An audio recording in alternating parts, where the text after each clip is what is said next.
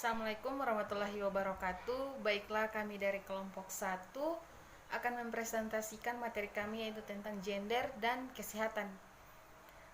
Untuk anggota dari kelompok 1 kami terdiri dari 4 orang. Yang pertama saya sendiri, Nindrawati Takoa, Fahira Dilapanga, Nur Hayati Abdullah, dan Nur Cahyani Badaru.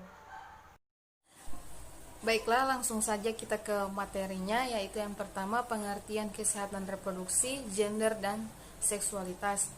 Yang pertama itu kesehatan reproduksi.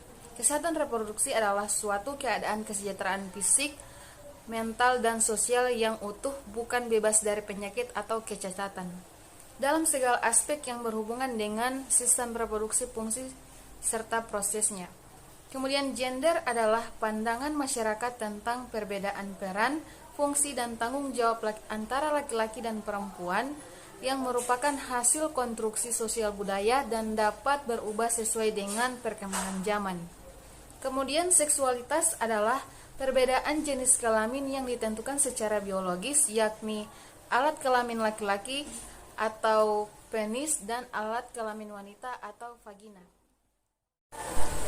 Kemudian ada macam-macam dan bentuk diskriminasi gender. Yang pertama yaitu citra baku, yang kedua penomorduaan, yang ketiga peminggiran, dan keempat beban ganda, dan yang kelima yaitu tentang kekerasan. Baik, saya akan melanjutkan materi yang tadi, yaitu dimensi sosial wanita dan permasalahan, yang terdiri atas dua. Yang satu, kekerasan terhadap perempuan adalah setiap tindakan berdasarkan perbedaan jenis kelamin yang berakibat kesengsaraan atau penderitaan perempuan secara fisik, seksual, dan psikologi. Dua, pemerkosaan dan pelecehan seksual. Pemerkosaan adalah hubungan seksual tanpa kehendak bersama yang dipaksa oleh satu pihak kepada pihak yang lain, yang juga dapat merupakan tindakan pseudo-seksual, yaitu perilaku seksual yang tidak selalu dimotivasi dorongan seksual sebagai motivasi primer, melainkan berhubungan dengan penguasa dan dominan, agresif, dan perendahan pada suatu pihak atau korban oleh pihak yang lain atau perilaku. Pelecehan seksual adalah setiap bentuk perilaku yang memiliki muatan seksual yang dilakukan oleh seseorang atau sejumlah orang namun tidak disukai dan tidak diharapkan oleh orang yang menjadi sasaran sehingga menimbulkan akibat negatif. Hubungan gender dan kesehatan reproduksi terbagi atas dua, yaitu satu, kesenjangan gender dalam kesehatan reproduksi remaja, dan dua, upaya mewujudkan kesetaraan dan keadilan dalam KRR. Dalam kesenjangan gender dalam kesehatan reproduksi remaja terbagi atas dua, yaitu perkawinan pada masa remaja dan kehamilan pada masa remaja. Dalam upaya mewujudkan kesetaraan dan keadilan dalam KRR terbagi atas 4, yaitu remaja ikut dalam berbagai kegiatan positif di sekolah dan di tempat tinggalnya. 2, akses informasi dan pelayanan KRR yang akurat, luas, dan seimbang bagi remaja laki-laki dan perempuan. 3, tidak adanya perbedaan perlakuan orang tua remaja putri dan remaja laki-laki. 4, peluang yang sama dalam pendidikan di perempuan dan laki-laki sesuai kemampuan dan potensinya. Presentasi dari teman saya, yaitu isu gender dalam elemen kesehatan reproduksi. Di sini ada terbagi beberapa macam.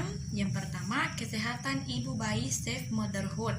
Faktor penyebab kesenjangan antara lain ada 5. Yang pertama, budaya dalam sikap dan perilaku keluarga yang cenderung mengutamakan laki-laki. Yang kedua, masih kurangnya pengetahuan suami dan anggota keluarga tentang perencanaan kehamilan. Yang ketiga, perempuan kurang memperoleh informasi dan pelayanan yang memadai karena ada alasan ekonomi maupun waktu. Yang keempat, ketidakmampuan perempuan dalam mengambil keputusan yang berkaitan dengan kesehatan dirinya. Yang terakhir, adanya tuntutan untuk tetap bekerja. Selanjutnya yaitu keluarga berencana. Faktor penyebab kesenjangan dari keluarga berencana pun ada 5. Yang pertama, lingkungan budaya sosial yang menganggap bahwa KB urusan perempuan bukan urusan pria atau suami. Yang kedua, pelaksanaan program KB yang sasarannya cenderung diarahkan kepada kaum perempuan. Yang ketiga, terbatasnya tempat pelayanan KB pria. Yang keempat, rendahnya pengetahuan pria tentang KB. Dan yang terakhir, terbatasnya informasi KB bagi pria serta informasi tentang hak reproduksi bagi pria atau suami dari perempuan atau istri.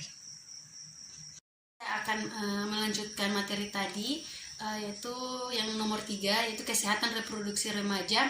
Hal-hal yang sering dianggap sebagai isu gender sebagai berikut. Yang pertama, ketidakadilan dalam membagi tanggung jawab. Yang kedua, ketidakadilan dalam aspek hukum. Kemudian yang nomor bagian 4, penyakit menular seksual meliputi yang pertama, perempuan selalu dijadikan objek intervensi dalam program pemberantas PMS.